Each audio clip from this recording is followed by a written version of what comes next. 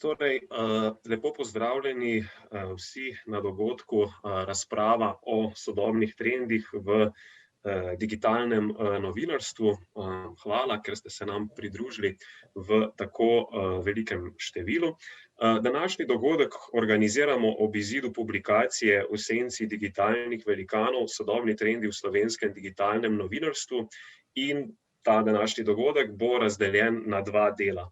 V prvem delu dogodka bova s sourednikom Sašom Slačkom Brlekom na kratko predstavila to omenjeno publikacijo. Glavnino te publikacije, ki je izšla pri založbi FDV in jo lahko tudi dobiste v e-obliki brezplačno na spletni strani omenjene založbe. Glavnino te publikacije predstavlja raziskava o sodobnih trendih v slovenskem digitalnem novinarstvu, ki temelji na intervjujih, ki sva jih pred dobrim letom, ob koncu leta 2019, začetku 2020, opravila z uredniki, novinarji, tržniki in ostalimi sodelavci oziroma tudi sodelavkami petih slovenskih medijev.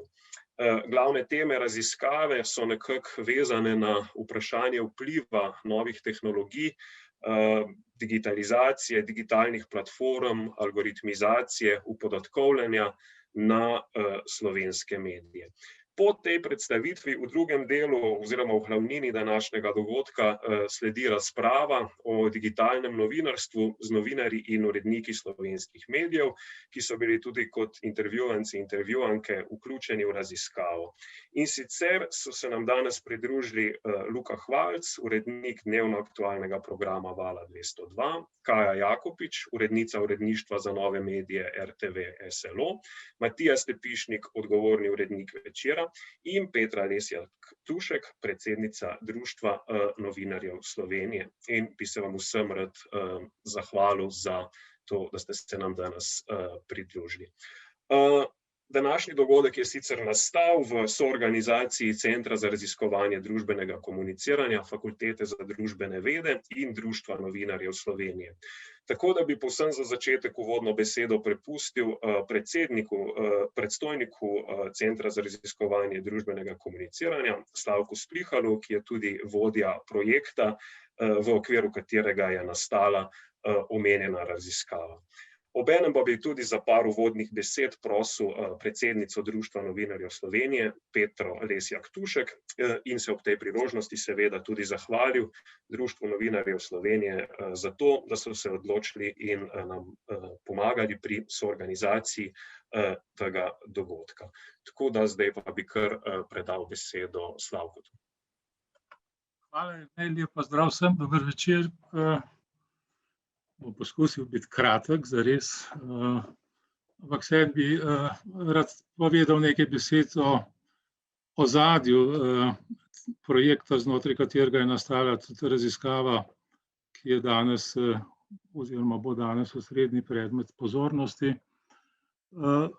Prvo, kar mi prihaja na misel, je neka izjava izpred 100 let, ko je Robert Park pisal o zgodovini tiska kot o naravni zgodovini. In ta izraz naravna zgodovina je pri njem povezan bil z ugotovitvijo, da je razvoj tiska neodvisen od posameznih skupin, v tem smislu naj bi bil naraven, ali če obrneno rečem, je razvoj tiska bil pod vplivom tako velikega števila različnih skupin, da nobena od teh skupin ni imela posebej velikega vpliva na razvoj tiska. In mislim, da to, kar je nekoč Park dejal za tisk, lahko danes ob digitalizaciji prav gotovo rečemo tudi za novinarstvo. Torej, da lahko o neki tekoči naravni zgodovini novinarstva ta hip govorimo. Drugo, kar bi rad poudaril ob tem, je, da digitalizacija seveda ni problem ali značilnost, ki se pojavlja samo v novinarstvu, da pravzaprav v sodobnosti skoraj ni več poklica, ki tem problemom, ki jih prinaša digitalizacija in novim možnostim, ne bi bil izpostavljen. Razsežnosti teh sprememb so enormne, zadevajo milijone zaposlitev, ampak vendarle je novinarstvo pri tem nekaj posebnega. In sicer zaradi tega, po mojem prepričanju, ker ko gre za novinarstvo, ne gre samo za vprašanje krize nekega poklica, tako kot v drugih primerih, ali krize profesionalizma, pač pa gre zlasti za problem odnosa med novinarstvom in javnostjo in javno sfero. Vse, kar se z novinarstvom v sodobnosti dogaja, ima neposreden vpliv na širšo javno sfero in zaradi tega so te spremembe lahko usodne za, bi rekel, kar demokratične institucije v 21. stoletju. Nenazadnje mnogi avtorji ugotavljajo, da je to močno povezano s sodobno, torej spremembe v novinarstvu so povezane s krizo demokracije, z vzponom avtoritarnih režimov, ne da bi zdaj govoril o tem, kaj je vzrok in kaj je posledica. Ob tem bi dejal še tole, da vsi veste, ali pa večina med vami, ki smo tukaj zbrani danes, ve, da je v Sloveniji, tako kot drugod v Evropi, ta hip v pripravi nacionalni načrt za okrevanje in odpornost. V Sloveniji je v nasprotju z drugimi evropskimi državami nastajal večji del ali pa izključno kar skrivaj na ministrstvih in v službi vlade za razvoj in evropsko kohezijo. Ta načrt naj bi bil oziroma bo podlaga za črpanje slabih 6 milijard evrov nepovratnih sredstev in posojil. Poudarek v tem načrtu za okrevanje in odpornost bi moral biti na digitalizaciji. Digitalizacija naj bi bila prva prioriteta in jaz mislim, da je, ko bi rekel, novinarstvo na nek način tisto področje, ki bi, če govorimo o načrtu za okrevanje in odpornost, in pri tem nimamo v mislih predvsem ekonomije, ampak predvsem demokracijo, torej da bi moralo biti novinarstvo na prvem mestu na seznamu tistih dejavnosti, ki bi morala biti deležna podpore iz teh skladov. Zdaj, kolikor vem, seveda nič takega, torej ne za novinarstvo, ne za medije, v tem načrtu ni predvideno in jaz mislim, da bi na nek način, nenazadnje tudi s pomočjo take razprave, kot danes poteka, morali vlado in ustrezne službe pri vladi opozoriti, da je novinarstvo in da so mediji nedvomno bistveni del tistega, čemur danes v Evropi pravimo možnosti za okrevanje in odpornost evropske družbe. Toliko samo za uvod in seveda posebej zahvala Sašu in Jerneju in kolegom iz Društva novinarjev, ki so pripravili današnji pogovor. Hvala. Še jaz lepo pozdravljam. V sedanjih razmerah in okoliščinah neposredno uresničujemo digital only, ne le digital first, kot je debata v publikaciji. Torej zaenkrat smo res vse v takem številu, me veseli, da se nas je zdaj že 70 zbralo. Zaenkrat smo res lahko samo digitalno združeni na ta način. Tudi jaz bi se v izhodišču zahvalila avtorjem, raziskovalcem s FDV-ja, Jernej, Sašo za povabilo društvu, da sodelujemo v tej razpravi. Zdi se mi zelo pomembna in dragocena publikacija, tudi z dodatki v esejih na koncu, ki se mi zdi, da v bistvu so zelo dragocen prispevek pri premišljevanju naše novinarske ali pa kar širše medijske realnosti. Bi se mogoče kar navezala na profesorja Splihala, kar zadeva načrt za okrevanje in odpornost. Se mi zdi, da se treniramo bolj v odpornosti, kot pa v kakem okrevanju, in da je to nekaka shema očitno tudi še za naprej. velikokrat razpravljamo o krizi novinarstva, o krizi medijske industrije. Že nekaj časa v bistvu v glavnem operiramo s tem terminom, bolj kot z nekimi perspektivami. Seveda smo tudi v društvu v tem obdobju večkrat apelirali na Ministrstvo za kulturo in pristojne, da bi nekako morali sprevideti pomen medijskih novinarskih vsebin, še zlasti v času covida, kar bomo nagovorili potem v perspektivi tudi zaradi verodostojnih, kredibilnih, pomembnih informacij in dela, ki ga novinarji v tem času pač opravljamo.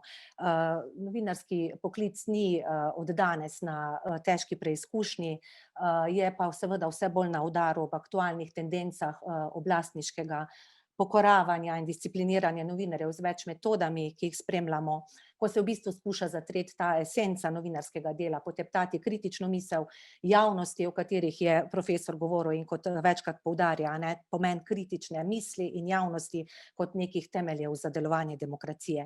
Če sem samo v izhodišču vseeno mogoče bolj praktična in se kar v bistvu dotaknem našega obrtniškega dela, ker smo vedno nekje v debatah, koliko smo poklic in profesija, in nekako na koncu vseeno ugotavljamo, da je veliko obrtniškega dela vpetega v naše vsakdanje prakse, bi rekla, da v teh dilemah, ki jih bomo nagovarjali in ki jih načenja tudi sama raziskava, se mi zdi, da se danes izpostavlja zelo v veliki meri razmerje med digitalnim okoljem in neposrednim terenom, torej prisotnostjo novinarjev na terenu, s tem pa tudi zelo pomembno vprašanje virov ali pa primarnih virov, preverjanj in pa v bistvu vprašanjem, kaj so danes sploh zgodbe novinarske, kaj jih napaja in kako je k dojemanju tudi tega, kaj je zgodba navsezadnje prispevala digitalizacija.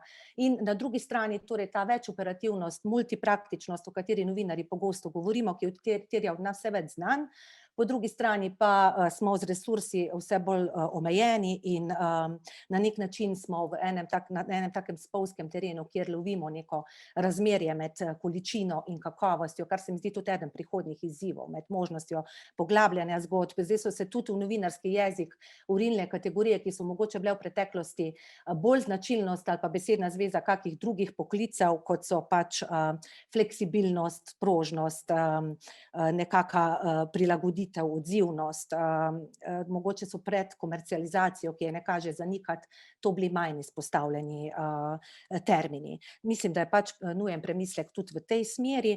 Drugo pa je vprašanje časa, ki ga vsi nagovarjamo v najširšem možnem smislu, tako časa za delo, časa, v katerem smo izrazito torej spremenjeni dinamiki, nekakšnem neprekinjenem delovnem toku, ki ga prav digitalizacija prinaša, ko že nekako težko absorbiramo, selekcioniramo in ko se v bistvu lahko tudi sprašujemo, kakšna je produkcija danes.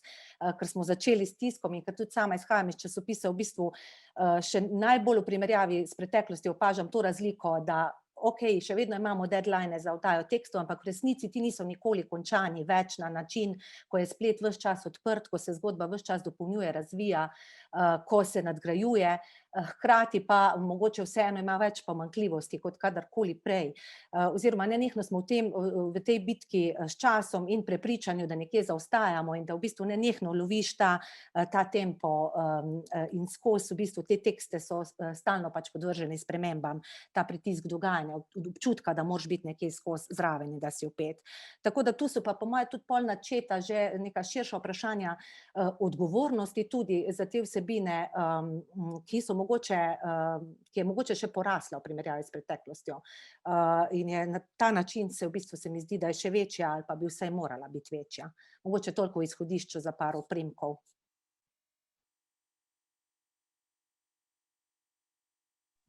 Ok, hvala Slavko in Petra za te uvodne besede. Zdaj bom jaz prevzel besedo in začneva z predstavitvijo te publikacije. Sam trenutek, da začnem deliti zaslon.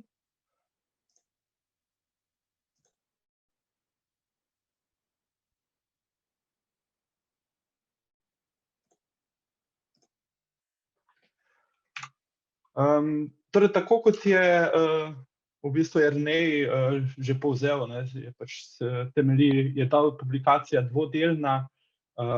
Prvi del temelji na intervjujih z različnimi profili novičarskih delavcev, drugi del pa predstavljajo eseji, ki so neke refleksije, ki se navezujejo in poglabljajo ali nadgrajujejo teze iz poročila na različne načine. In so jih prispevali Jernej Amon Prodnik, Peter Sekloča, Boris Vezjak, Martin Mittendorfer, Slavko Splihal, Melita Polder-Kovačič, Tanja Keršeman Smokvina in Igor Vobič. In celotna publikacija je prosto dostopna, to je že tudi bilo omenjeno, jaz sem dal link v chat, tako da če slučajno ne najdete, imate tam povezavo na publikacijo na strani založbe Fakultete za družbene vede in si jo lahko snamete, berete, delite, posredujete. V tem ne bo možno seveda povzeti vseh ugotovitev, ki so tam zapisane, bolj nekako dati neke ključne poudarke. Če začnem, to je Petra že uvodoma omenila, ta digital first, oziroma kot so prevedla, primat digitalnega, je bila neka fraza, ki je bila pogosto izražena v intervjujih in nekako kaže na spoznanje, da internet ni več nek dodatni kanal za posredovanje vsebin, temveč pridobiva primat, postaja počasi primarni kanal za širjenje novinarskih vsebin. Seveda še to ni postal, smo v nekem vmesnem obdobju, ko je večina medijev razklanih med tem, kar je bila izvorno njihova dejavnost, ali je bil to tisk, radio, televizija in te digitalne vsebine, ki zdaj postajajo primarne. V različni meri se to kaže na različne načine, tako da smo v neki prehodni fazi, še vedno v bistvu, neki zelo dolgi prehodni fazi. Nekateri vidiki, na katere se to kaže, je, da prvič digitalizacija prispeva k rahljanju delovnih rutin in pospeševanju tempa dela. Ne za razliko od recimo tiska, ker je pač seveda se zvečer odda časopisu tisk, ali pa radija, televizije, kjer je pač delo osredotočeno okoli nekih pač fiksnih terminov.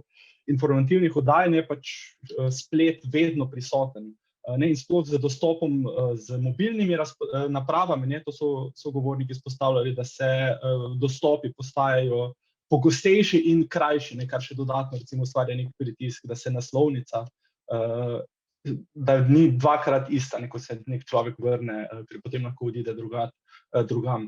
In pospeševanju tempa dela, ki ni zgolj tehnološki fenomen, ampak tudi v veliki meri povezan z temi tržnimi pritiski, posledicami krize, skratka tem pritiskom k varčevanju pri stroških dela, kar vodi do nekega zelo intenzivnega tempa dela, ki je posebej intenziven v spletnih uredništvih že tradicionalno. To so sogovorniki poročali, da primerjavi recimo z novinarjem, ki delajo za televizijo, recimo na Pop TV, imajo tisti v spletni redakciji veliko manj časa, da grejo na teren, veliko več tem morajo obvladati in so vsi poročali, so rekli zelo intenzivnosti dela, ki je zelo naporna za same novinarje.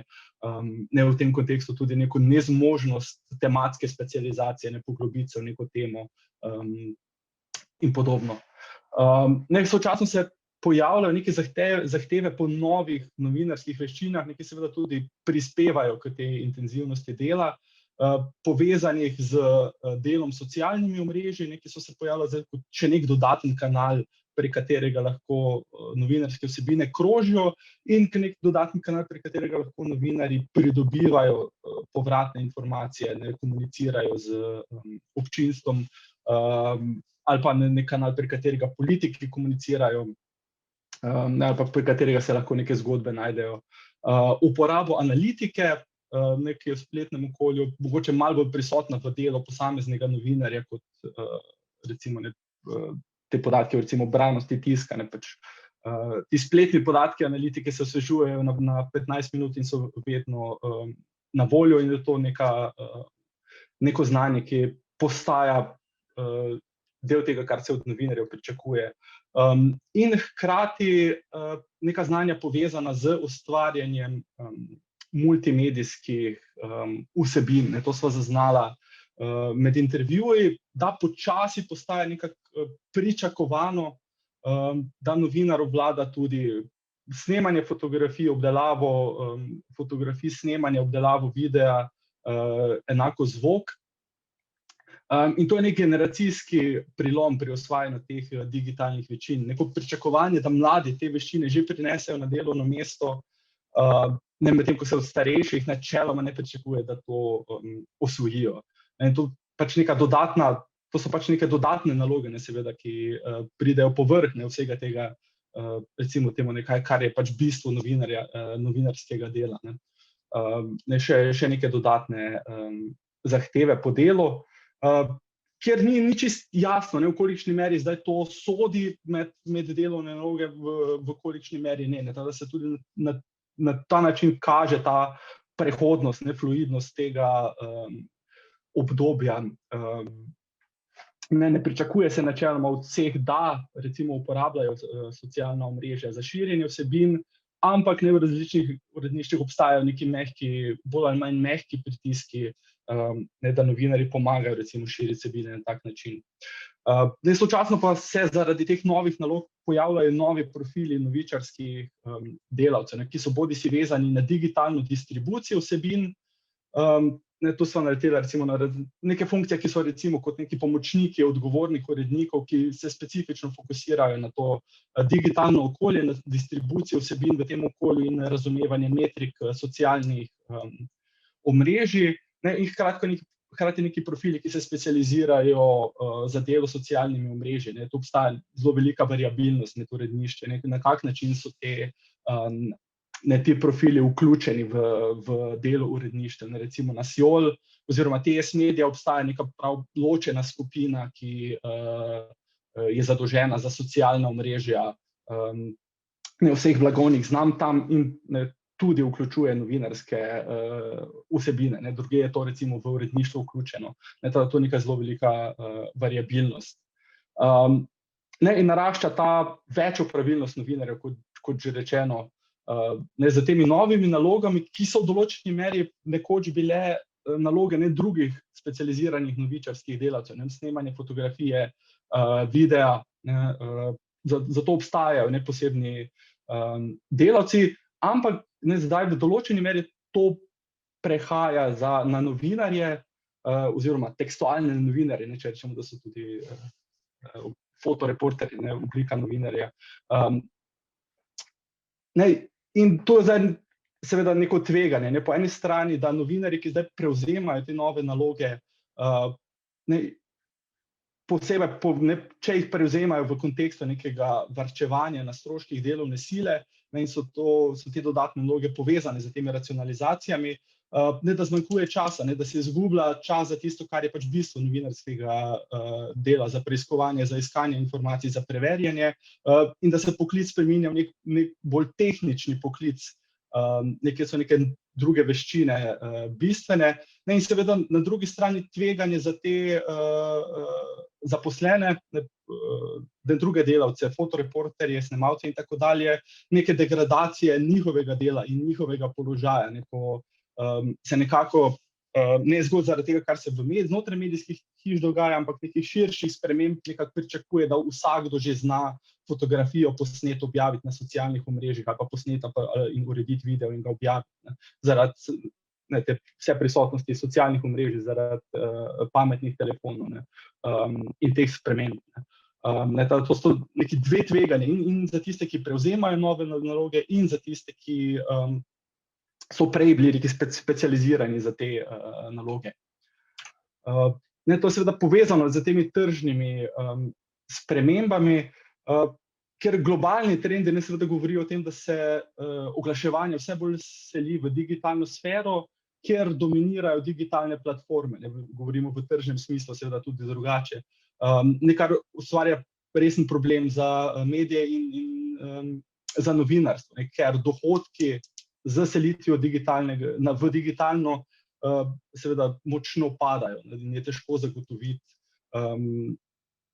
dohodke na digitalnem, ki bi nadomestili izpad dohodkov recimo v tisku. V ZDA se recimo govori o news deserts, o novičarski puščavi, celotne lokalne skupnosti nimajo sploh dostopa do medija, ki bi pokrival njihovo problematiko. Slovenski trg je do določene mere poseben, ker ta selitev v digitalno je relativno počasna in še vedno dominira televizija. Televizija je še vedno kralj oglaševalskega trga. Se pa seveda pozna recimo zelo tisku ali pa radio, ne, ta selitev oglaševalskih dohodkov. Nekar potem postavlja vprašanje monetizacije spletnega občinstva, ne, torej na kak način je možno nadomestiti ta sredstva oglaševalska, ne, ki izginjajo. Oglaševanje, plačilni zidovi, v bistvu tu nekega odgovora ni in vprašanje, ali ga je mogoče najti. Jaz mislim, moje mnenje je, da bolj ne, da je pač ta komercialni model, ki je bil podlaga novinarstvu, zdaj za nami in je treba razmišljati naprej o nekih alternativnih, ne tudi javnih načinih financiranja novinarstva, nečemu seveda priznamo to posebno vlogo, ne, kot je Slavko že uvodoma povedal. No, in kot nek posledica teh zaostrenih tržnih pritiskov, ne, zaradi digitalizacije, po eni tudi zaradi te velike recesije, ki je v Slovenijo prišla leta 2009, ne nastaja pritisk na ta zid med uredništvi in trženjem, ki je nek temelj samorazumevanja novinarstva, ne, skratka, da obstaja neka meja med tržno dejavnostjo in uredništva, imajo pa neko avtonomijo, ki je zavarovana za tem zidom, ki je že pač skozi celotno zgodovino bil nekako problematičen, vedno protisloven, prepusten. Ampak se danes pa še zaostrujejo ti pritiski. Po eni strani zato, ker je povečan interes oglaševalcev za stapljanje z vsebino, ne, ali kot nek native advertising, prilagajanje vsebine oglaševalskim zahtevam. Ta interes oglaševalcev se povečuje, po drugi strani so pa mediji bolj ranljivi za te pritiske ravno zaradi te zaostrene tržne situacije, ne.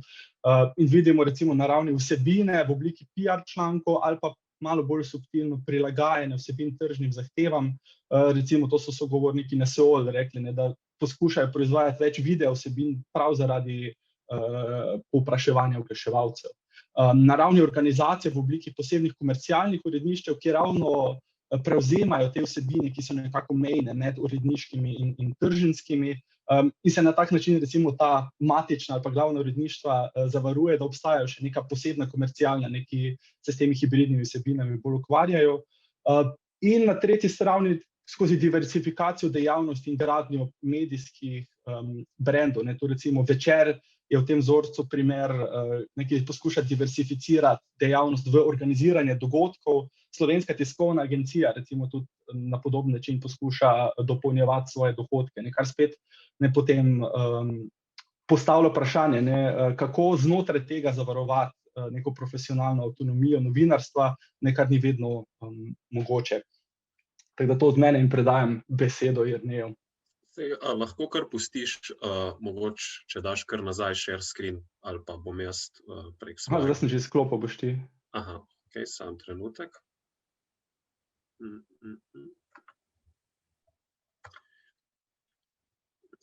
Ja, torej, naslednje poglavje, ki ga najina raziskava obravnava, se tiče internetnih družbenih omrežij.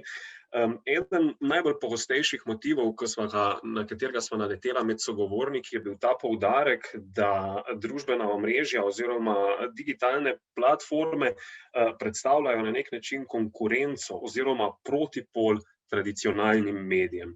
Zdaj, Sašo je že izpostavil ekonomsko plat tega razmerja, ampak gre pa za neko protipol oziroma konkurenco še v veliko drugih smislih, ne. Algoritemska selekcija digitalnih platform in družbenih omrežij recimo pogostokrat je dojeta kot nekaj, kar nadomešča uredniško selekcijo glede tega, katere vsebine dobijo pozornost javnosti. Pravzaprav je tudi ta algoritemska selekcija tesno zvezana s selekcijo, ki jo izvaja recimo neka množica, ki participira na socialnih družbenih omrežjih, in ta participacija, ki se kaže v lajkih, šerih in tako naprej, in prav tako na nek način nadomešča selekcijo profesionalnih novinarjev in urednikov.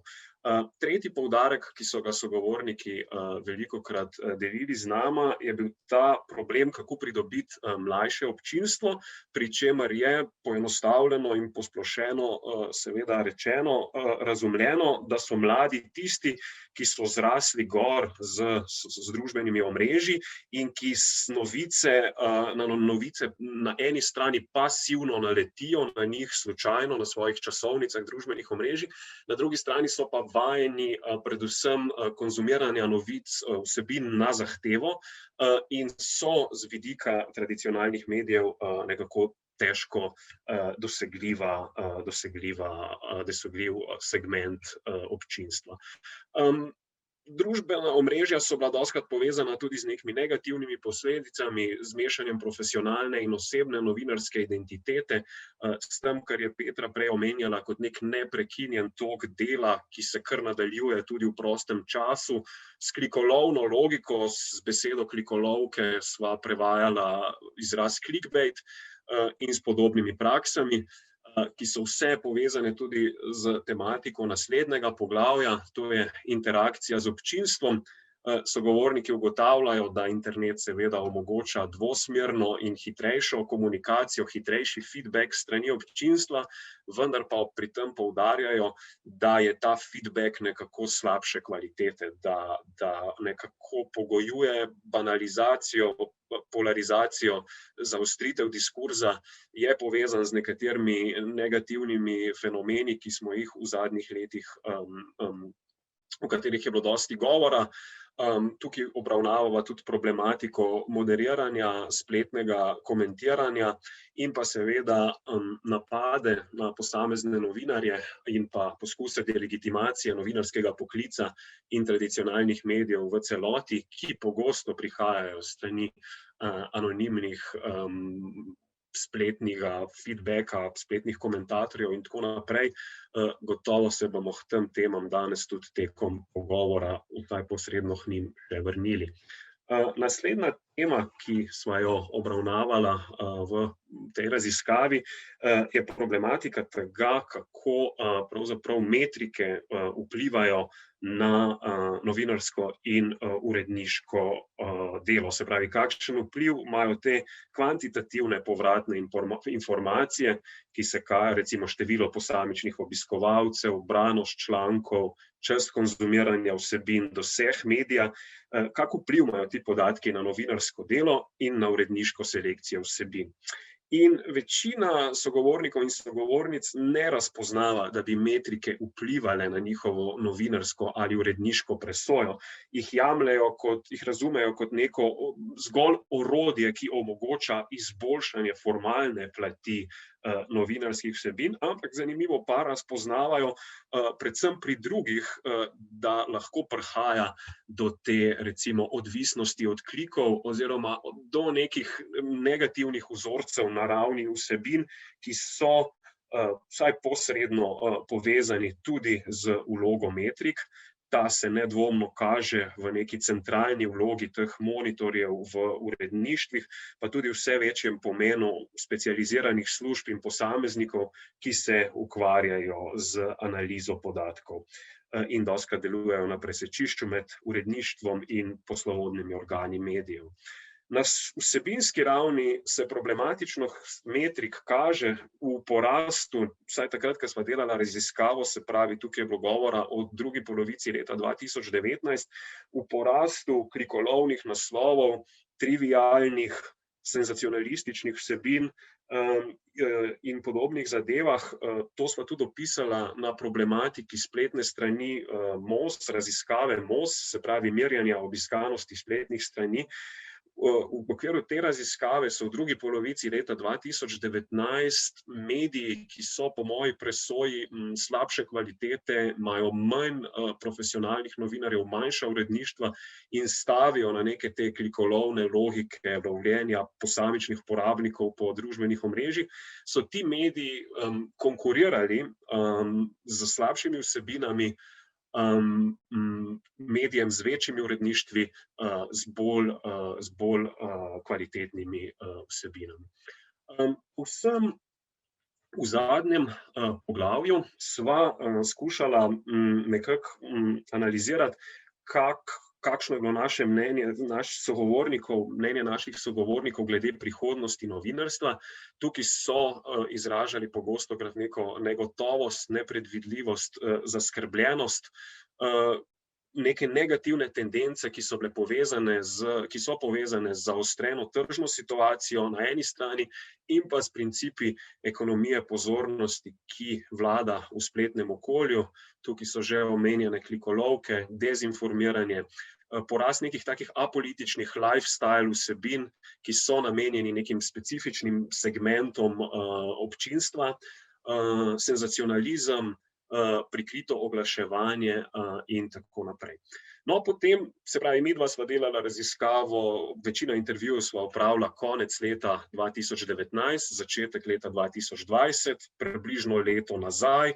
Če se spomnite, to je bilo obdobje, ko je na spletnih straneh kraljeval Dončić, njegove statistike, drugi tako tudi politično je bilo precej zatišje, več nekih apolitičnih vsebin, deček kriz in podobne zadeve.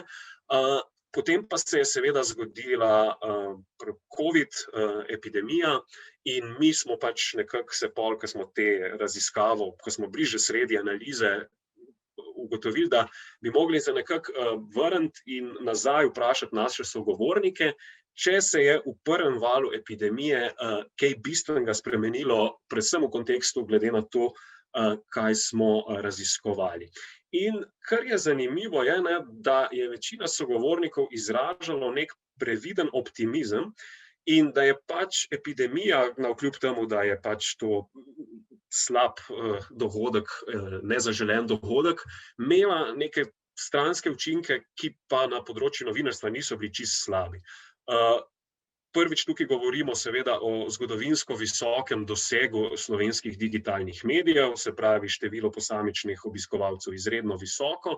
Zdelo se je celo, sogovorniki so govorili o tem, da občinstva nekako spontano cenijo verodostojne informacije, da kadar pride enkrat do vprašanja epidemije, nekako ta selekcija med tem nekako kar zdelo se je, da malo boljš deluje in da verodostojno, profesionalno, družbeno odgovorno novinarstvo je v neki boljši situaciji. Večji pomen so imele tudi politične novice, ne pa te lifestyle novice, klikolovke in tako naprej. Ampak seveda poleg teh, razen teh, recimo temu, posredno dobrih stvari, je bilo tudi dosti poudarka na tem, da se je pač zaradi splošne krize zmanjšalo tudi oglaševanje v digitalnih, na spletnih straneh medijev in pa kot ena izmed negativnih oziroma medijem nenaklonjenih faktorjev je bil izpostavljen tudi odnos nove vlade do medijev.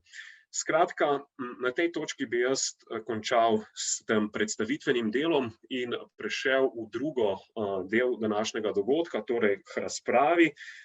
Kakor sem že povedal, so z nami Luka Hvalc iz Vala 202, Kaja Jakopič iz RTV SLO, MMC-ja, Matija Stepišnik, odgovorni urednik Večera in Petra Lesjak-Tušek, predsednica Društva novinarjev Slovenije. Poleg naštetih bi moral biti danes z nami tudi Jure Tepina, odgovorni urednik 24ur.com, vendar se je opravičil, da se dogodka ne more udeležiti zaradi neodložljivih osebnih zadev. In pa kontaktirali smo tudi Mirka Majerja, ki je v času naše raziskave opravljal funkcijo odgovornega urednika Siol.net, ampak z njegove strani nismo prejeli odgovora. Kakorkoli, jaz bi zdaj vas, ki ste tukaj prisotni in ki sem vas naštel, vprašal, kot sem opisal, takrat smo mi po nekaj mesecih te prvega vala epidemije vas vprašali, kaj pa se je zdaj spremenilo v prvem valu epidemije. In zdaj se je seveda zgodil še drugi val in me zanima, a še vedno veljajo te ugotovitve, ki sem jih najprej naštel, se pravi, še vedno lahko govorimo o nekem visokem dosegu medijev in o vseh teh zadevah, ali se je zdaj v tem zadnjem času, kakor lahko opažamo, spet kaj bistvenega spremenilo. Predlagam pa kar, da gremo po vrstnem redu. Hvalc, Jakopič, Stepišnik, Lesjak, Tušek. Hvala. Ja, lep pozdrav vsem. Ni diplomatsko, ampak odgovor je nekje vmes. Absolutno je še nekaj teh dobrih izkušenj, nekaj teh, lahko rečem celo mogoče tudi evforije med novinarji ali pa ekipo, pa tudi poslušalkami, poslušalci, javnostjo v tistih prvih tednih, mesecih je bilo čutiti, mogoče je bila tudi pretirano, no.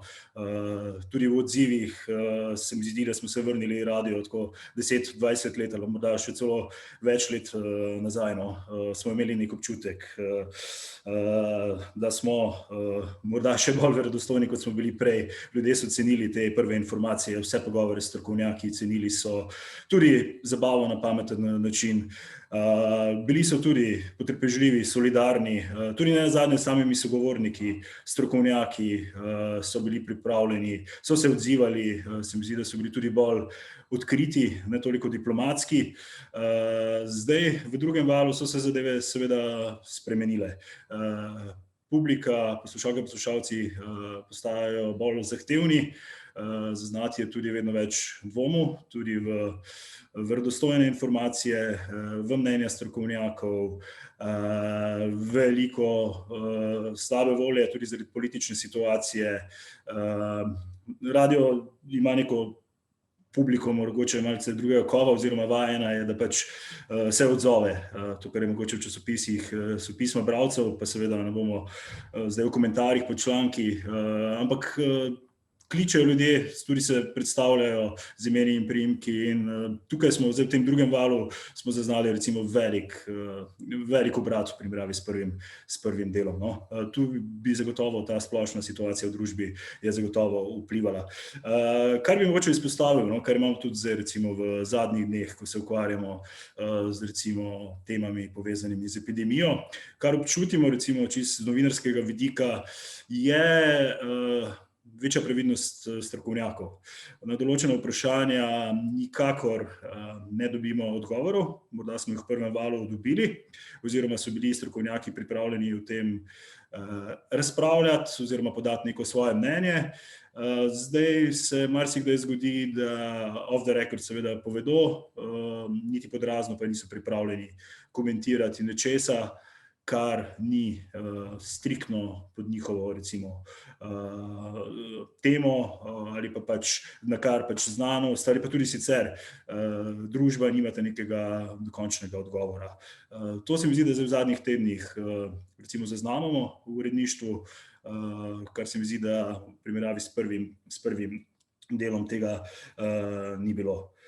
Sicer pa ja, pač še vedno smo nekako s temi pozitivnimi stvarmi od prvega vala, kar se tiče samo uredniškega dela, novinarskega dela, še vedno smo nekako na tem pozitivnem trendu nekih novih prilagodljivih formatov, marsikaj se produkcijsko izboljšalo oziroma poenostavilo, morda smo bili včasih preveč zaproducirani, preveč smo razmišljali na 100 malenkosti, seveda tudi še zdaj razmišljamo, moramo, ampak nekatere stvari so postale morda bolj poenostavljene in tukaj vidim neke pozitivne vidike, ne. Pa tudi seveda sama povezanost znotraj uredništva, novinarske ekipe, če vendarle probam zaključiti malce bolj pozitivno, se mi zdi, da je vendarle ta epidemija nekako združila moči, neke skupne cilje, tudi kakovostno debato, morda tudi zdaj v drugem delu je tudi malo bolj pro et contra, tudi o dvomih v določene tudi morda znanstvene trditve oziroma ne trditve, pač predvsem ukrepe, ki so sprejeti pod morda spornimi smernicami. Tukaj so zelo močne debate, seveda argumentirane, in to se mi zdi pravzaprav dobro in pozitivno. Govorim seveda o dogajanju znotraj redakcije.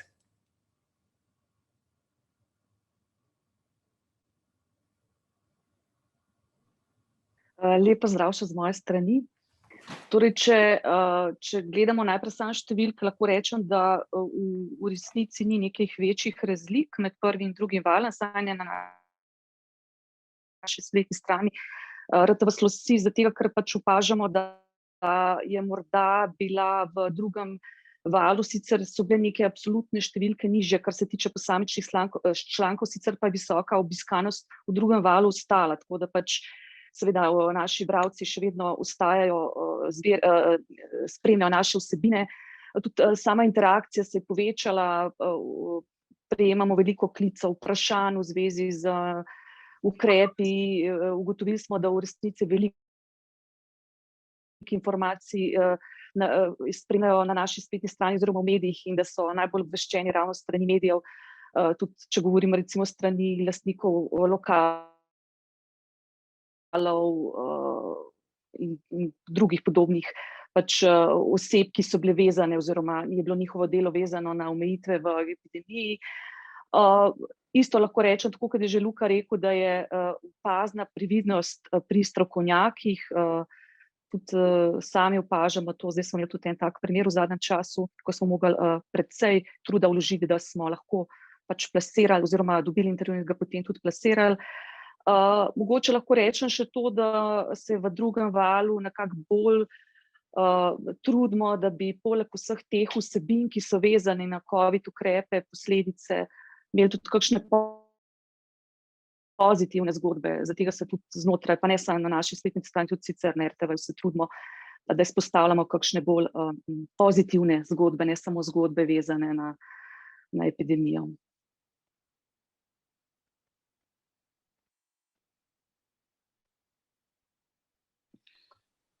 Dober večer, se slišimo. Najprej seveda pohvale in čestitke za zbornik in hvala za priložnost, da smo lahko sodelovali pri njem in v današnji debati obema avtorjema in vsem ostalim. Drugače pa neko generalno oceno, s katero je začel Luka in jo je potem nekako po isti premici nadaljevala tudi Kaja, lahko in nekako pritrdim, vsaj kar se tiče neke splošne, bom rekel, družbeno-politične klime oziroma neke klime v javnosti vis-a-vis predvsem vprašanj vezanih na epidemijo in odpiranje s tem povezanih tem.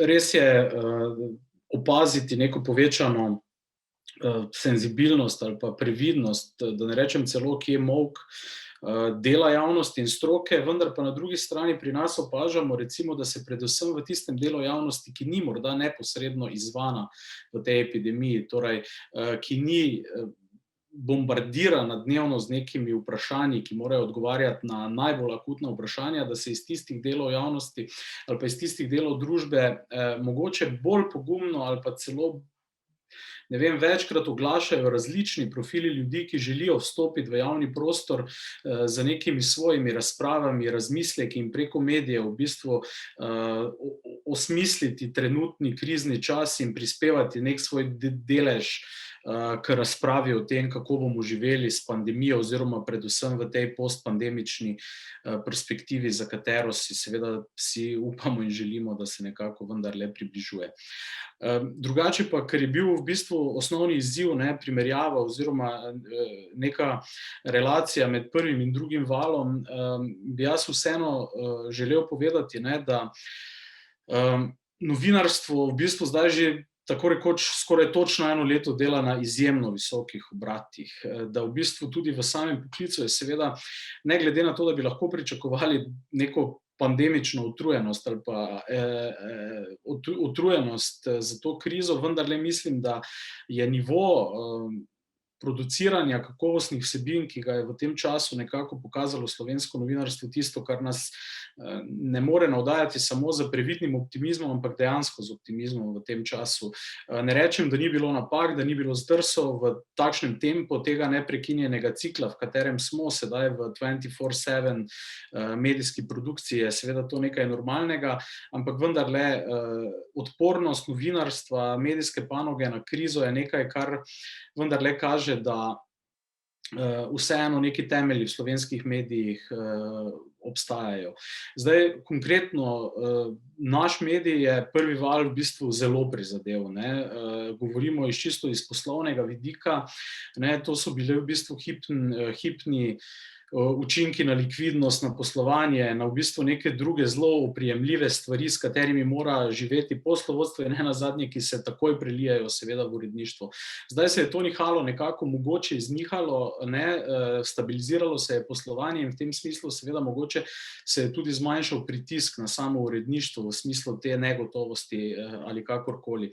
Ampak vendarle to neko splošno vzdušje negotovosti ostaja, predvsem pa smo mi, nas je epidemija, bom rekel, uporabil bom namerno tak izraz, ne, ni nas brcnila v rit, ampak nas je nekako morda vendarle prisilila, da smo nekatere korake, ki smo jih prej načrtovali, bolj srednjeročno ali pa smo jih nekako dolgo premišljevali, pa si jih nismo upali narediti, smo jih sedaj vendarle naredili, ne. Ja, tudi iz nuje, tudi iz tega, ker v bistvu moramo prilagoditi poslovni model ne glede na epidemijo, predvsem pa zato, ker vendarle je epidemija prinesla absolutno povečanje tudi neke digitalne senzibilnosti publike, ki je sedaj veliko več na spletu, in nekako se mi zdi, da s časoma raste tudi zavest o potrebi po tem, da se v bistvu financira spletne vsebine, predvsem tistih medijev seveda, ki smo kakorkoli gledano odvisni predvsem od preživetja na trgu. Ne glede na to, da ni sporno, da seveda delamo v interesu javnosti, ne. Tako da ob tem, da smo mi recimo v tem času sprejemali težke odločitve, sploh v prvem delu, ki so neposredno prizadele novinarje, smo sprejemali tudi odločitve, ki so zelo daljnosežno posegajo v prihodnost, zato me pravzaprav navdušuje, da so novinarji v bistvu po teh dveh plateh uspeli držati ta tempo. Na eni strani spremembe, vezane na cel medij in poslovni proces, na drugi strani pa res izjemen tempo ustvarjanja vsebin, iskanja informacij in vsega ostalega. Tako da kondicija, demonstrirana v tem času slovenskega novinarstva, se mi zdi, da je dobra. Ja, jaz bi tu dodala mogoče, da v drugem valu zaznavamo tudi vse več nekih poskusov izhoda iz tega COVID-only principa, ki se je nekako v tem obdobju že razvil. Nekako se pol spet nazaj sicer ujamemo v teh istih zgodbah, v nenehnem raziskovanju in preučevanju epidemije in pravzaprav tudi v tej agendi, ki jo na eni strani postavlja in ki jo na drugi strani skušamo sami pol tudi nekako peljati izven tega. Se mi zdi, kot je Kaja prej tudi omenila, da se skuša neke pozitivne zgodbe, da res že prav načrtno v uredništvih debatiramo o tem, kaj se vendarle da iz vsega tega mogoče bolj pozitivnega ponuditi še javnosti. Sicer pa, kar se društva tiče, ne, tudi v zadnjem obdobju, glede na to, da smo v koronskem letu podeljevali novinarske nagrade, sicer na drug način, pa vendarle tudi nismo mogli mimo covida, ne glede na to, da smo poskušali nagraditi konstantno kakovostno delo, pa se mi zdi vseeno nismo mogli tega ubiti, ne samo zaradi predlogov, ampak tudi pač zaradi realnosti in ker je mogoče bolj kot kadarkoli prej, pa se tu pridružujem v bistvu ugotovitvam Matije, v ospredje vstopalo pravzaprav to znanstveno novinarstvo, za katerega smo že mislili, da pravzaprav nima sploh več nekega mesta, večkrat, ko razpravljamo o specializiranosti v novinarskem poklicu, ugotavljamo, kako smo vsi specialisti za vse, vedno bolj, da je vedno manj specializacije v poklicu, da se moramo vsi na vse spoznati, glede na to, da sama pokrivam regijsko okolje in da urednikujem dopisnikom, je to sploh značilno za pokrivanje iz lokalnih območij, da moraš biti nekako mojster za vse in specialist za vse, hkrati pa tudi poznati obče dogajanje. Zdaj, to je lahko slabost, lahko je pa tudi v bistvu se izkazalo kot neka prednost, ko smo mogli vsi pridobivati dodatna znanja in se nenadoma pač v bistvu začeti na novo učiti in preizpraševati stvari, kar je mogoče težko, ampak po svoje pa tudi nek nov izziv, no. Zdaj v tem času so nekako socialna omrežja in informacije pri socialnih omrežjih pridobile neko vlogo ali pri širjenju informacij oziroma recimo dezinformacija pa dvomov o epidemiji, od recimo nošenja mask, dvomov v cepljenje in po drugi strani političnih nekih dezinformacij, pa strateško nasiranih informacij. A je zdaj v tem času ta spremljanje socialnih omrežij pridobilo pomen, ne z vaše strani za novinarja, se je bilo treba to bolj upoštevati pri poročanju in ali bi morali recimo to upoštevati, v kolikšni meri bi novinar zdaj moral upoštevati in spremljati in se odzivati na neke dezinformacije, recimo, ki krožijo po socialnih omrežjih in postajajo zelo vplivne. Pa mogoče gremo tokrat po obratnem vrstnem redu, Petra, Matija, Kaja in potem Luka. Ja, tu je zdaj v bistvu skozi se najdemo v nekih pasteh, koliko tule se odzivati na komentarje. Po eni strani spodbujamo interaktivnost, zanimivo to ob robu so se v tem času povečala tudi ta klasična pisma bralcev, kar česar ne bi pričakoval, glede na to, da so dostopna družbena omrežja in da so ljudje aktivni na njih. Še zmeraj dobimo tudi poglobljena pisma, kar se mi zdi dobro z vidika neke kritične javnosti. To, o čemer pa govoriš, koliko v bistvu so tudi viri bili na nek način omejeni, ker smo bili omejeni s terenom in zato toliko bolj odvisni od digitalnega okolja, se mi pa zdi, da je v bistvu ves čas nekako bila potrebna ena tehtna presoja, na kaj se odzivati, na kak način, a se res na vse odzivati, ali regulirati recimo komentarje oziroma nekako kako tudi konkurirati temu razmahu konstantnega hitrega odzivanja in seveda ogromno nekega fake newsa in te propagande ali anticepilne druge. V bistvu se vidimo, da imamo razmah populizma, nestrpnosti, sovražnostnega govora. Tako da jaz mislim, da nekje vmes je potrebno iskati to ravnotežje, včasih, če so neke težje preizkušnje, tudi razpravljati v uredništvu čim več, drugače pa kot posamezniki, glede na to, da je pač debata o tem, kako se mi tudi kot zasebno nenehno odzivamo na stvari, se meni zdi, da zelo težko odstopaš od tega, kar poklicno zagovarjaš in da tu tudi nosiš pol neko odgovornost na teh omrežjih in da pač moraš to konstantno upoštevati, ne glede na to, da imaš zasebni profil. To se mi zdi pač v bistvu, da to neka profesionalna etika v vsakem primeru pol je od tebe zahtevana. Tako da to je triki, Twitter, Facebook postaja v bistvu prevečkrat primarni vir, zanašamo se na to, vemo, spomnimo se obdobja omejevanja informacij ali pa načina izvedb novinarskih konferenc, vladnih novinarskih konferenc, ki so pol se sicer preselile v spletno okolje, najprej pa bile zamišljene kot izključno podajanje informacij brez možnosti vprašanj, kaj šele podvprašanj, pa se ta tendenca vidimo, da se nadaljuje, ne glede na formo. Ampak več faktorjev je tu, se mi zdi, da so dnevni izzivi, tako rekoč, čeprav lahko rečemo, da smo skušali kako strateško tudi obrati plat pri tem.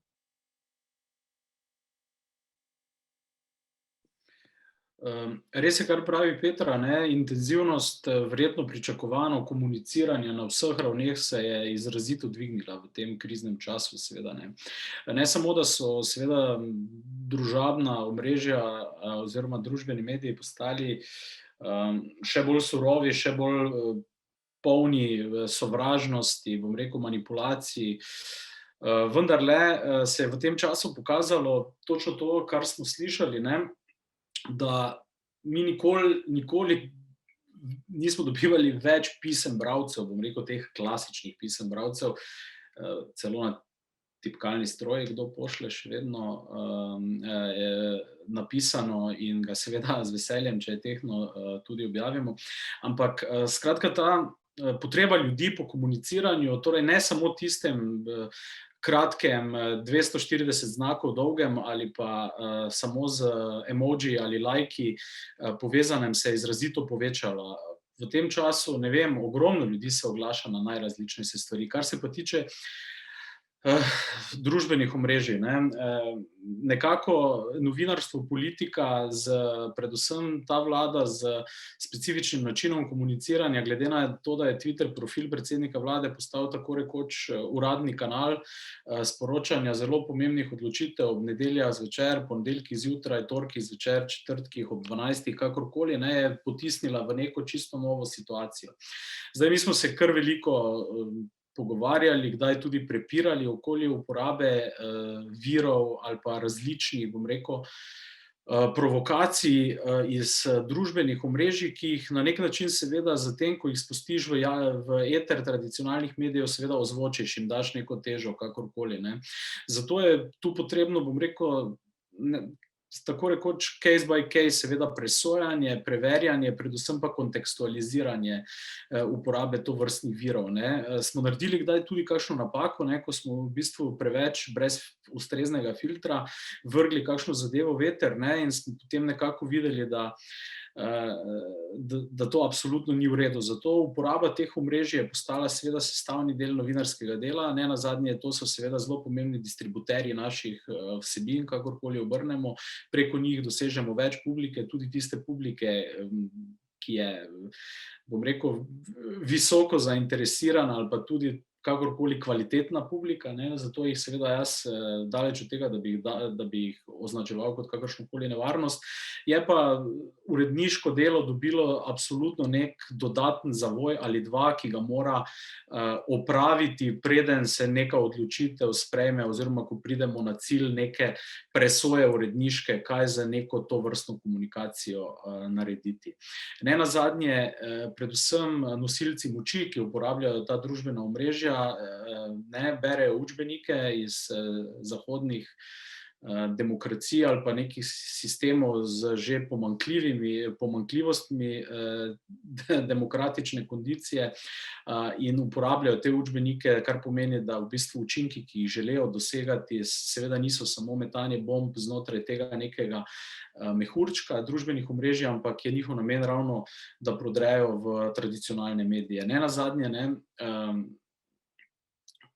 se tudi sam imam za kar strastnega twitteraša, bom rekel, ampak ko v bistvu narediš nek realnostni test, ne, ugotoviš, da je dejansko Twitter izrazito limitirano in, bom rekel, politično izrazito polarizirano okolje, v katerem neka novica živi zelo kratek čas, če ne pride iz tega mehurčka ven.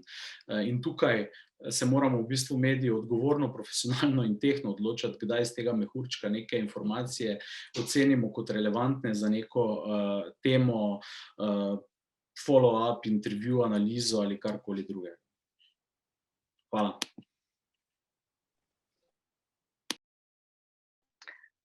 Ja, če jaz kar nadaljujem s temi mehurčki, ki jih je že Matija omenil, večina, ali pa velika večina komunikacije se je res preselila zdaj na omrežja, kjer ta komunikacija poteka v teh mehurčkih, recimo meni se Twitter še posebno zdi nevaren primer.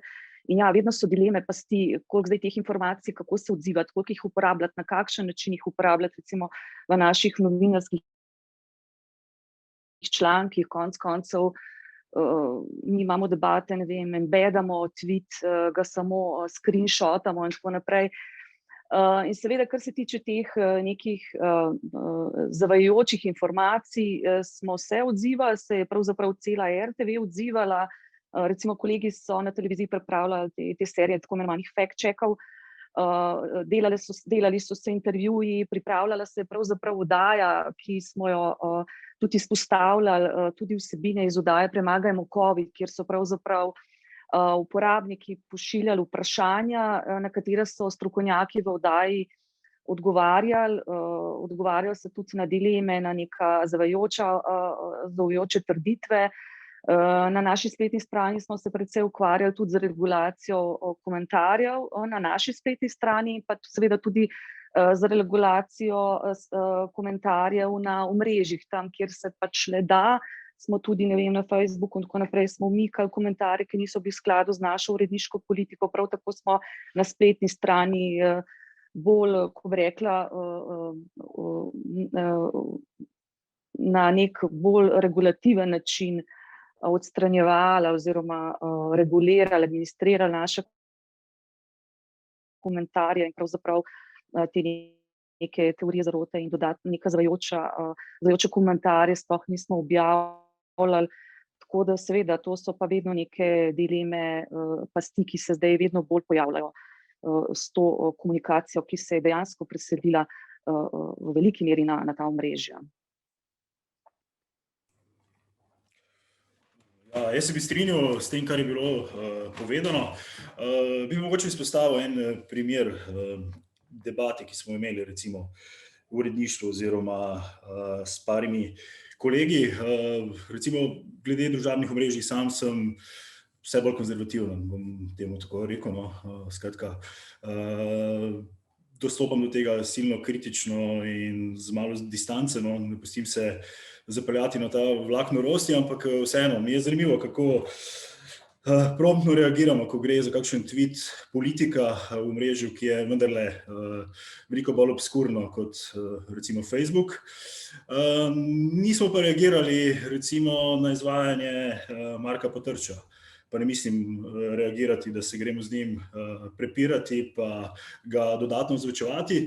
Ampak v enem trenutku smo imeli vprašanje v ekipi v enem drugem primeru, mislim, da enega ginekologa, ki je na začetku drugega vala v eni debati izpostavil, mislim, da prenos virusa na otroke v maternici, kar se je izkazalo, da seveda po vseh znanstvenih faktih, raziskavah nikakor ne drži. Ta zadeva je seveda se potem ozvočila prek določenih medijev, bom rekel v narekovajih, in seveda je o tem nastala velika debata na družabnih omrežjih. In v nekem hipu smo se vprašali, a smo mi zdaj na mestu, da na to zadevo reagiramo, pa ne reagiramo, da se zdaj odzovemo na tega zdravnika in da ga pač osebno izpostavimo, gremo obračunavati z njim, kar pač nikakor seveda ne smemo, ne moremo, niti nočemo.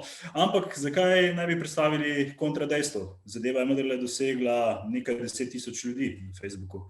Je zdaj to naša naloga, da pogledamo stran, če seveda se odzovemo, ne na vsak tweet, praktično na redko, katerega se odzovemo, kar se tiče politikov, ampak imamo vendarle, nas malce bolj se dotaknejo, pa reagiramo, pa tudi debatiramo v redakciji.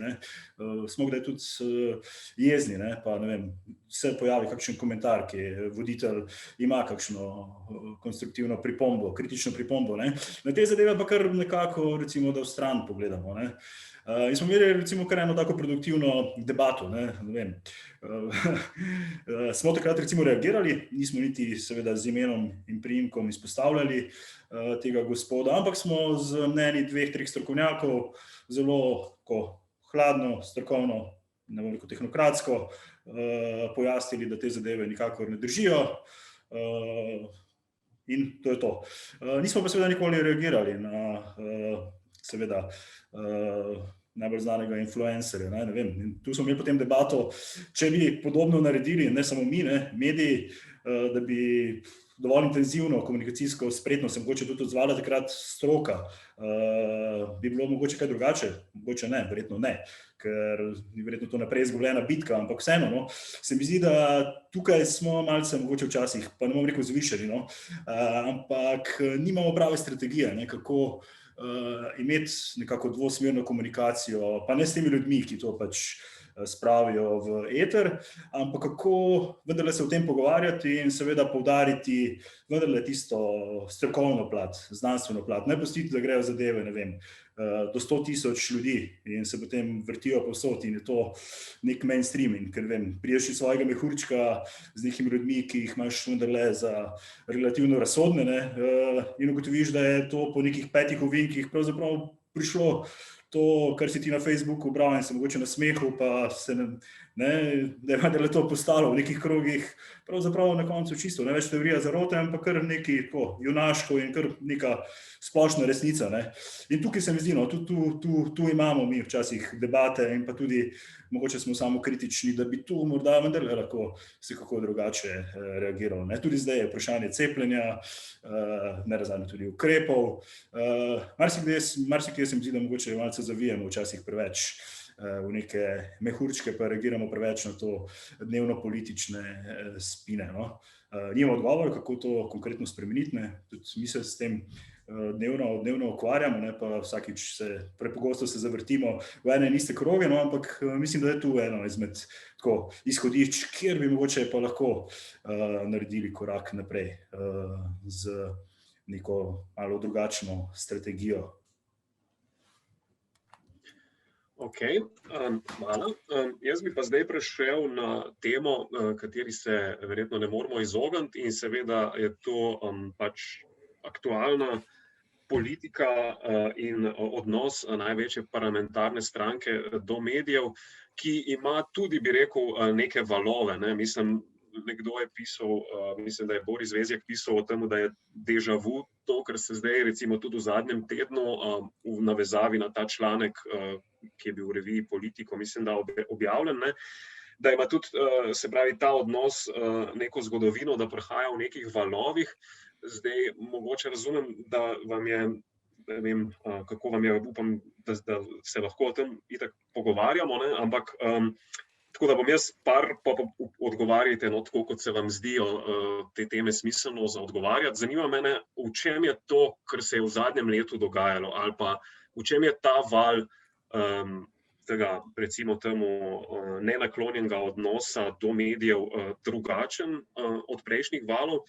Zanima me pa tudi, najbolj pogosto očitek je, da ste mediji levi, nagnjeni v levo, ne. Kako bi odgovorili na ta očitek, če poenostavim zadeve?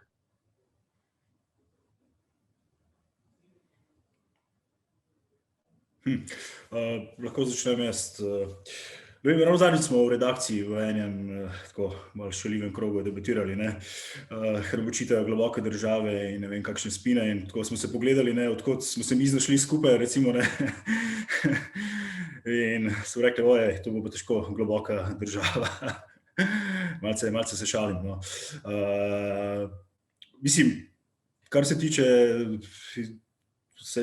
uredništva, no, sem prepričan, da vseh uredništev resnih medijev v Sloveniji, mislim, da potekajo neke konstruktivne debate, ljudje seveda imamo različne poglede, različna stališča, ampak vse, kar se tiče Vala 202, absolutno smo tukaj z dobrimi namenimi, konstruktivnimi, marsičem se ne strinjamo, imamo različne poglede, ampak lahko trdim, da smo zavezani najvišjim profesionalnim standardom, da nam tudi kaj zdrsne, ampak mislim, da tukaj je to najbolj enostaven odgovor, no. Smo, kar se tega tiče, samozavestni, držimo skupaj in to je to. Je pa res, da imamo pač eno mogoče izhodiščno prednost v primerjavi, seveda žal, mediji, ki so, kot je Matija prej rekel, na trgu, ki jih je prvi val krepko bolj prizadel, zelo konkretno.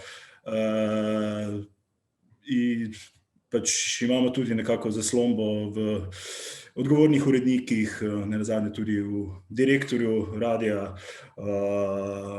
in zavedam se, da se marsikaj verjetno lahko tudi kdajkoli spremeni, ampak verjamem v zdravo ekipo, profesionalne odnose in to, da pač je to naša usmeritev in tukaj bomo pač vztrajali. Druga pa je seveda, če so v ozadju še kakšne lastniške zgodbe, seveda oglaševanje, od katerem javni RTV seveda ni tako odvisen kot na primer Večer v tem primeru. Seveda se zavedam, da so zadeve lahko zelo relativne.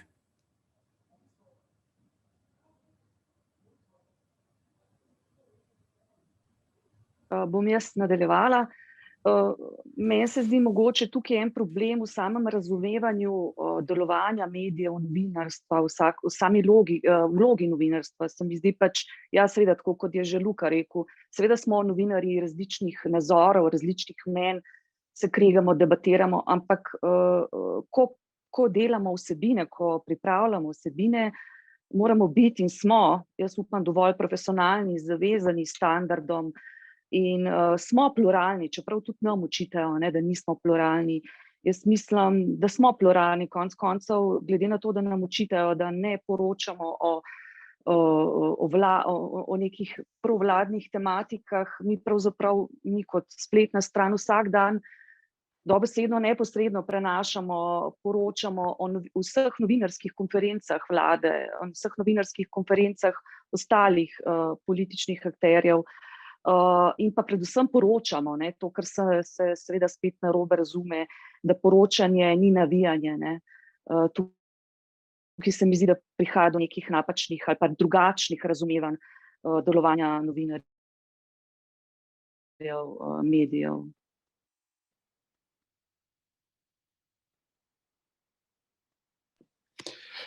Torej, zgodovina odnosa aktualnega slovenskega predsednika vlade do novinarstva je seveda zelo pestra in bogata. Ubesedena je bila v številnih esejih, zapisih v različnih formatih, začenši z znamenitim spisom o labodjem spevu slovenskega novinarstva in z vsemi zapisi, ki smo jih lahko brali okoli novinarstva letos. Zdaj, torej, ta tenzija ali pa neka temeljna zamera Janeza Janše do slovenskega novinarstva traja že vsaj 30 let, če ne več.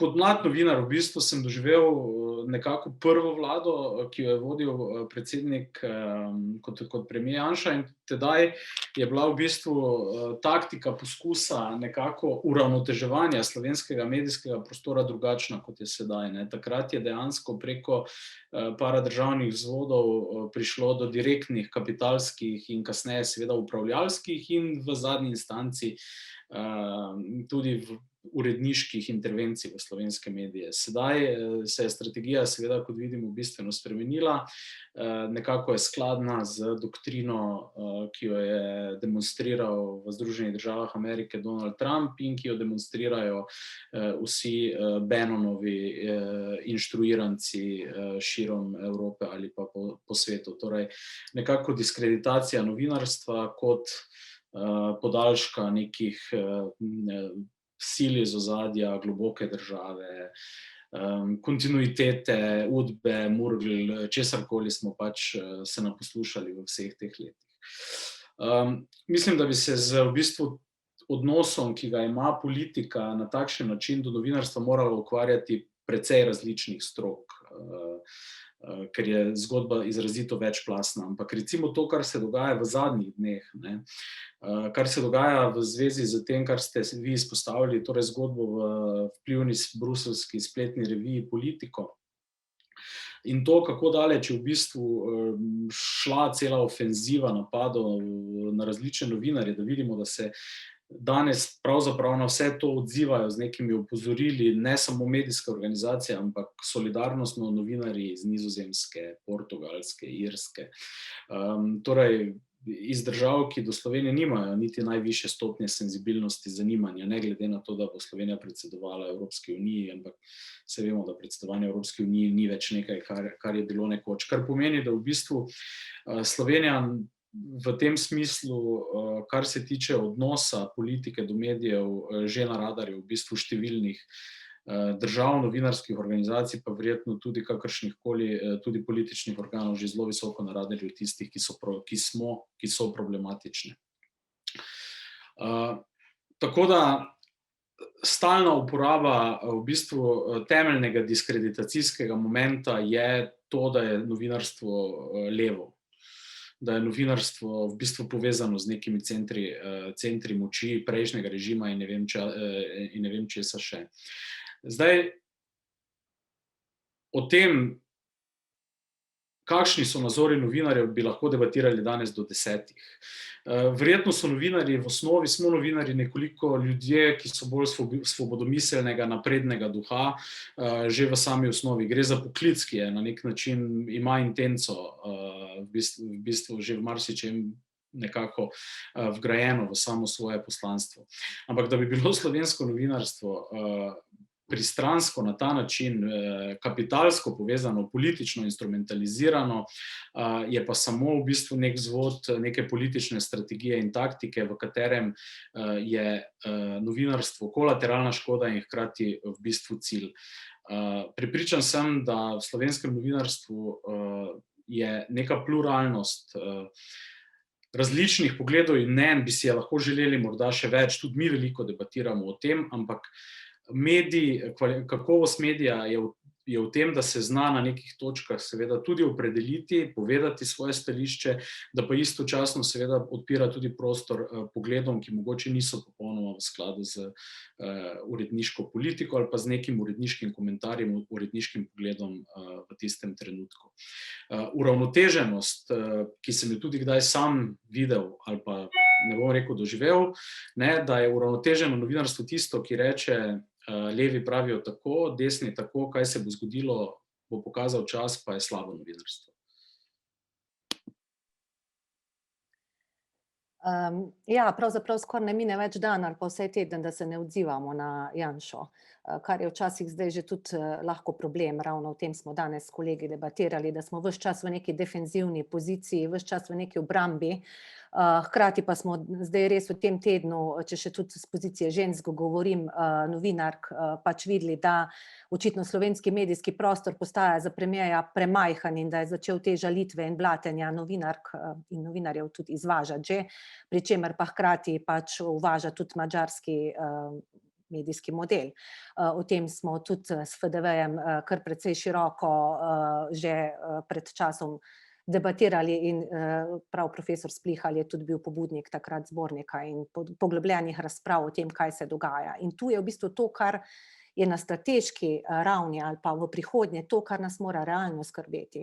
Ker vsi ti odzivi na provokacije, žalitve, ki so seveda potrebni, se ne moremo dopuščati ali pa ostati imuni ob tem, ko se brutalno in osebno diskreditira in diskvalificira iz dneva v dan in ponižuje, pa čemu mogoče to še potem rečejo svoboda govora, seveda ne moremo, ampak hkrati pa nekako je vedno večje vprašanje znotraj poklica, tudi vprašanje naših vzvodov, da sploh kaj lahko kot društvo recimo ali kot neka novinarska skupnost sploh naredimo, da preprečimo to, kaj je pa pravzaprav temeljni cilj in pa realna namera. To je pa popolno razgradnjo medijskega prostora zagotoviti na način, da pač mediji kot taki ne bi mogli več preživeti, obstati. Vidimo pritiske na Slovensko tiskovno agencijo, poskusi sprememb medijske zakonodaje, ki bodo zagotovo kmalu na mizi ponovno, torej zagotovo ni samo STA tista, s katero se želijo ukvarjati, temeljna namera je seveda javni servis RTV. In vse to, kar spremljamo v zadnjem obdobju, kar pač urad vlade za komuniciranje skuša regulirati in usmerjati, ter na vsak način zatreti pač vsakršno kritično analizo, kot je tudi ta primer politika pokazal, sploh če je še zunanja, dokler da se v naših okvirih dogaja. Tudi smo pa danes debatirali o tem neki notranji odgovornosti, v esejih sem tudi zaznala neki kritike na novinarsko skupnost, ki je pravzaprav tudi utemeljena od tega, da je neka letargija, od tega, da pravzaprav tudi sami pristajamo na neke trende, kar je pa seveda tudi problem, in neki odgovornosti zagotovo lahko pripišemo tudi poklicu oziroma cehu samemu. In znotraj, ko govorimo o uravnoteževanju, je pomembno vlogo skozi vse to obdobje pravzaprav odigral RTV pri poglabljanju teh ideoloških delitev na levo in desno, ali pa vsaj pri neki kontinuiteti tega, kar je pomagal vzdrževati in vzpostavljati zlasti televizija, kar se mi zdi pa v bistvu to, kar je Matija prej nagovoril, to ni novinarstvo, da pač dejansko iščeš sogovornike po tej plati in jih kar avtomatično predalčkaš in pozicioniraš. To nalepko levičarstva, levičarke, rdečkarce in kaj vse še v bistvu spremljamo v žalitvah, se je enostavno pripelo in se uporablja kot žalitev.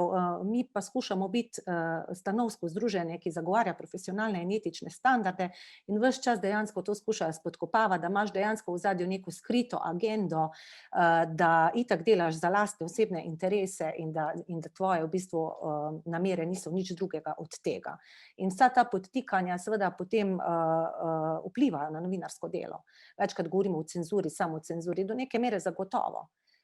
Ker se človek pač vpraša, do kakšne mere se mu splača ukvarjati z neko poglobljeno temo, glede na to, da so tudi širši pogoji slabši, kot so recimo bili z vidika časa, resursov, pogojev, tudi mogoče lastnikov, da jih ne obidemo pri racionalizacijah in optimizacijah poslovanja. In pa, ko se vse to skupaj zloži, se res vprašaš pač v bistvu, kje so sploh tvoje možnosti in kje je v bistvu neka skupna solidarnost, ki pa bo prešla to delitev, ki med mediji pa vseeno obstaja. Mi smo vseeno medsebojna konkurenca in včasih, ko imamo zunanjega sovražnika, se poenotimo samo zato, znotraj imamo pa tudi vrsto drugih vprašanj in problemov, s katerimi se pa mogoče ne soočajo, in to je mogoče tudi to, kar je Luka na začetku nagovoril, včasih pri nas isti problem, na kaj reagiramo, na kaj ne, včasih zakaj je kdo nekaj rekel, se ne odzovemo zaradi človeka, drugič zaradi vsebine, tretjič zato in tudi neke hinavščine ali pa preračunljivosti tudi v poklicu obstaja. Okay, hvala za te odgovore. Zdaj smo že kar precej dolgi, da mislim, da je skrajni čas, da če nismo občinstvo že ubili volje, da odpremo možnost za vprašanja. Tako da lahko dvignete roko, tu spodaj imate pod reactions raise hand, ali pa napišete v chat vprašanje, ne, pa povejte tudi, ali je komu od sogovornikov posebej namenjeno, ali želite odzive vseh.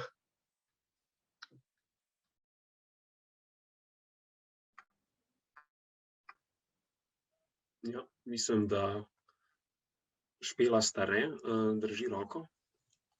Ja, zdravo.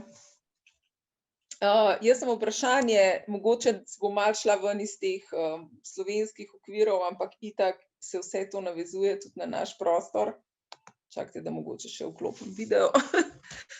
Zanima me v bistvu, kaj mislite, da danes dogaja ta zadeva oziroma v teh dneh, v zvezi z Facebookom in ugašanjem v bistvu v Avstraliji vseh novičarskih vsebin oziroma ugašanje vsebin vseh medijev avstralskih na Facebooku, kar je za sabo potegnilo tudi tsunami ugašanja enih drugih vsebin.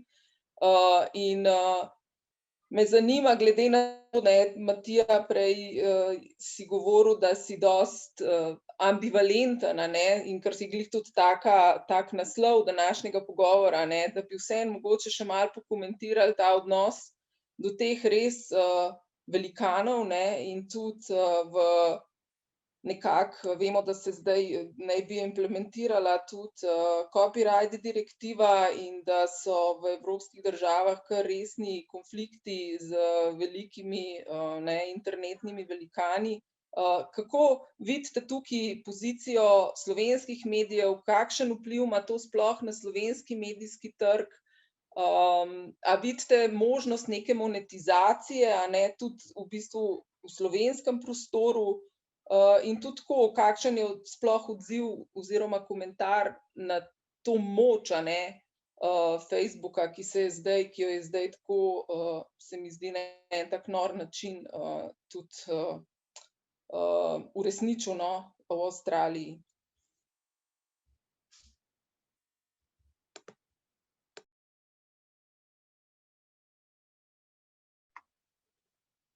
Torej, imate odgovore. Matija, mislim, da je nate najbolj konkretno letelo, ampak ni bilo pa čisto za druge.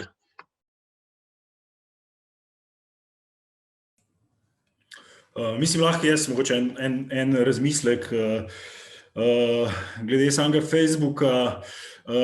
Mi smo se v redakciji že poigravali tudi z idejami, da bi šli dol, po domače povedano. Ne bom rekel, da zelo zares. Ampak kolega Praprotnik nam je predstavil en primer brazilskega časopisa, ki se je, mislim, da že 2 leti nazaj odločil, da pač se tega ne gre več, in so nekako čisto lepo preživeli, se mi zdi takrat.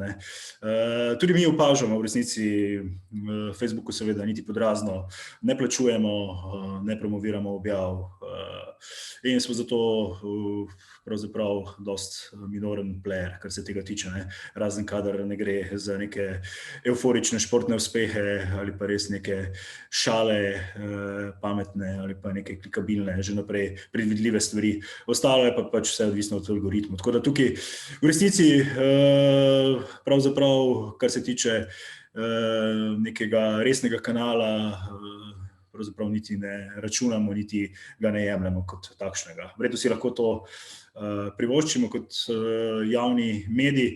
Zaenkrat pa še nismo imeli toliko poguma, da bi pa se odločili, da gremo dol, ker pač nekaj vendarle prinese, neko interakcijo gojimo in sam kot novinar, urednik, pa tukaj v resnici ne vidim neke dodane vrednosti, tako kot jo pravzaprav vedno manj vidim tudi na Twitterju, pa še na kakšnem družabnem omrežju. Mislim, da so to samo eni izmed, kako bi rekel, tako kot so včasih bili mogoče bolj plakati na kiovskih časopise, so še vedno tako ali drugače, kje je kakšna revija skrita na kakšni policiji.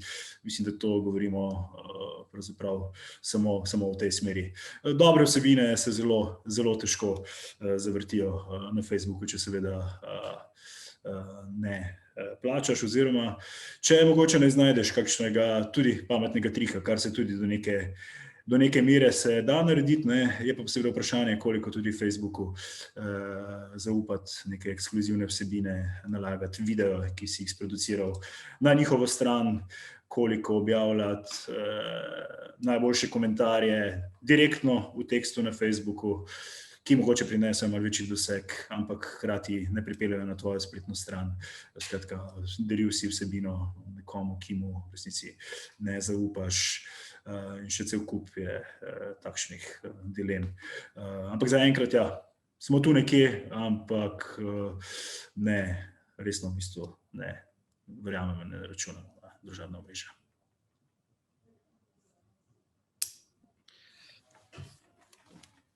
Se lahko seveda v pomembni meri strinjam z zapovedanim, predvsem, bom rekel, z nekimi nevarnostmi in pa seveda s tem, kako Facebook na nek način seveda na razne načine manipulira ali pa nekako po svoje prireja medijsko realnost. Ampak mi te možnosti za zdaj, v bistvu, če bi imeli neke lastne platforme, preko katerih bi lahko v bistvu ustvarjali, bom rekel, neposredno komunikacijo z bralci na digitalni vsebini, bi se verjetno lažje mi pogovarjali o tem, da bi to vrstna družbena omrežja zapustili ali pa da bi se na ta način odločili za nek upor zoper to. Ta hip te možnosti nimamo, zato v bistvu poskušamo v bistvu v okviru nekih uredniških odločitev krmariti med vsemi temi stvarmi, o katerih je tudi Luka govoril.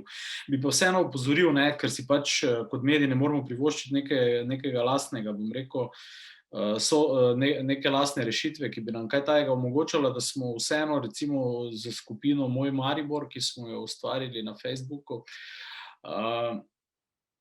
vendarle v bistvu ustvarili ali pa nekako zgenerirali neko skupnost, v kateri ob raznem trashu, da se tako grobo izrazim, ne malokrat potekajo pa zelo kakovostne razprave o nekih problemih, ki jih v bistvu mi tam na ta način z nekim moderiranjem tudi odpiramo. Tako da ja, jaz bi seveda najraje imel neko svojo tovrstno rešitev, ampak recimo znotraj te Facebook skupine smo, bom rekel, večkrat presenečeni nad prvič informacijami, ki jih dobivamo, odzivi, ki jih dobivamo, in nad tem, da so se ljudje še vedno o nekih temah, ki jih odpremo in jih v bistvu zastavimo kot vprašanje, sposobni pogovarjati.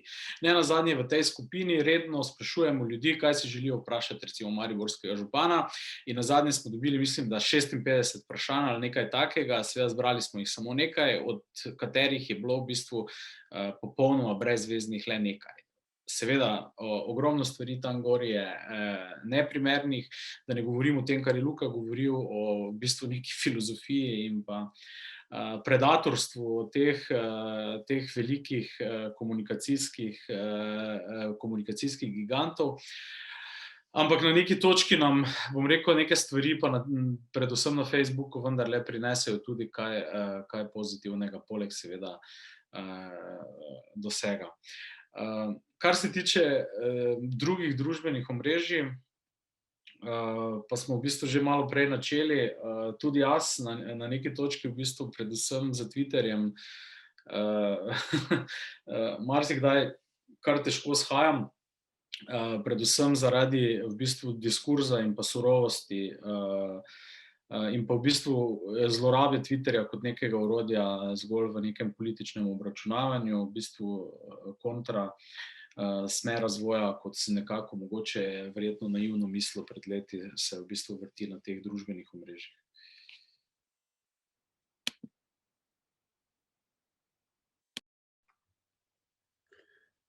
V redu. Mislim, da trenutno nihče več ne drži roke. Mi smo zdaj 1 uro in pol oziroma še več je trajala naša razprava, tako da jaz mislim, da je čas, da gremo počasi k njenemu zaključku, tako da bi mogoče še zadnjič dal možnost za predvsem vas nastopajoče, če ima kdo kakšno zaključno misel za povedati, če ne pa bi se kar poslovili, tako da mogoče 5 sekund.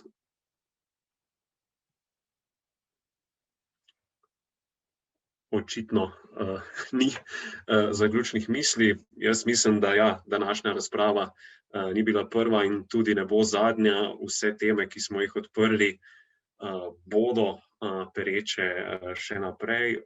Vsi držimo pesti in se tudi, bi rekel, zavzemamo za prosperiranje profesionalnega, kvalitetnega, verodostojnega slovenskega novinarstva, za katerega mislim, da navkljub vsem težkim zadevam, s katerimi se sooča, da je dovolj pač močno, da bo tudi te raznorazne krize preživelo in izšlo močnejše. Tako da, ja, najlepša hvala vsem, ki ste bili prisotni in zaključujem današnji dogodek. Nasvidenje.